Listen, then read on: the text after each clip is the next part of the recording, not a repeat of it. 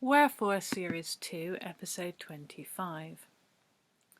Stroud has always been on the edge of the ice.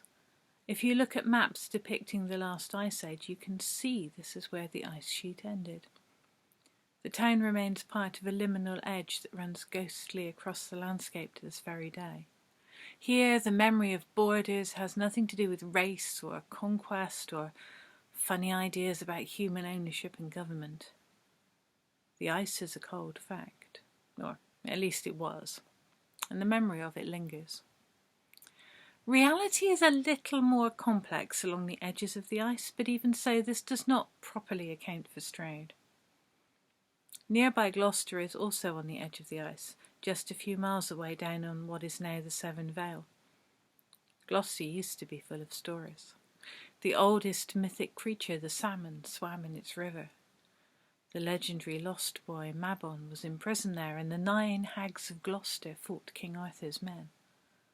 Dukes of Gloucester populate Shakespeare's plays.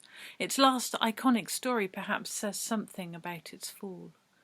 The Tailor of Gloucester is a small story about mice.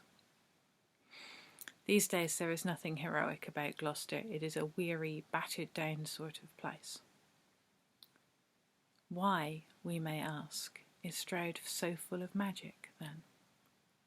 This little upstart of a town was barely more than a few manors and roads not so very long ago. The wool trade made it prosperous. Even so, it remained a quiet little town well into the 20th century. Some blame the wizard Amergin for luring so many hippies out of London and changing the character of the place. Some blame the springs, although in these days of Severn-Trent water management, that no longer seems likely. The Wizards of Stroud like to believe that what really makes Stroud special is that it is run by 7 wizards. There is some truth in that, but it is not the whole story. What has the most impact, without a doubt, is the relationship between the land itself and people's dreams. This is a landscape that dreams intensely. Like a gathering of small children, we will now undertake to ask why and see what insights may be gleaned. There are, of course, the Oolites, microscopic creatures who built tiny orbs of sand around themselves. This sand is the basis of much of the Stroud limestone. It is very old and remembers and is full of the dreams of innumerable Oolites. Individual Oolite dreams are tiny. Collective Oolite dreaming is vast, and between these two extremes it isn't easy to work out what exactly the Oolites are doing to anyone. The ice is full of dreams and memories, and these influence the dreams of people all the time. Dreams of saber-toothed tigers, woolly rhinos, and other lost creatures have given Stroud people an unusual sensitivity to extinction. It's probably why the campaign for ecocide laws started here. The hills like to dream and are much more self-aware about it.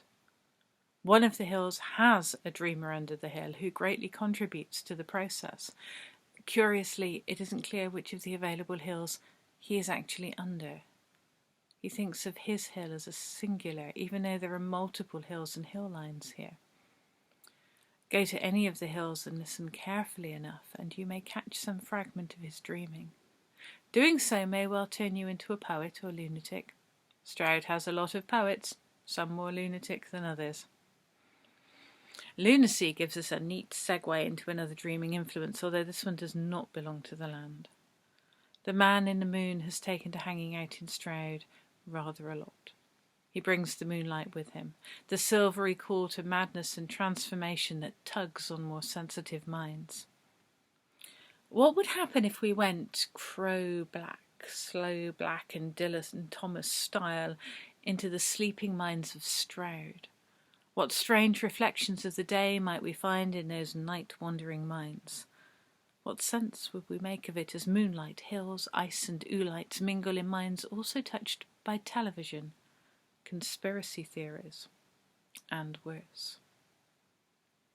Marjorie Peaseblossom dreams that she is in a show that is both Strictly Come Dancing and the Great British Bake Off. Anne Widdecombe keeps shouting at her that she cannot bake with another woman because that's disgustingly gay, and at the same time she has to learn to tango with that nice young man who does the weather, And even in the dream she does not know why the cake making is supposed to be sexual and the tango isn't. But the tango is in the shape of a mammoth.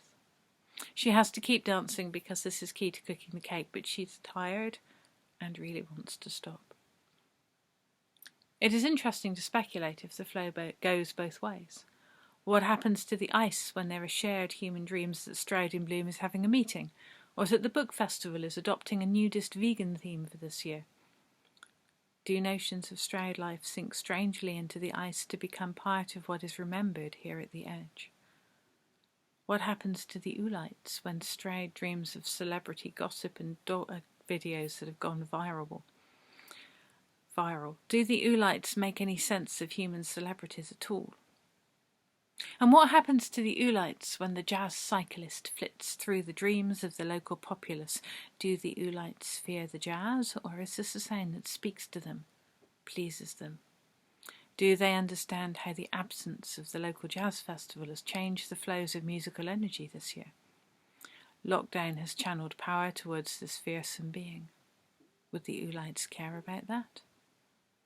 Listen carefully on the edge of your dreams, and you will hear the Oolites softly humming. But do not listen too long, or truly, their music will drive you mad.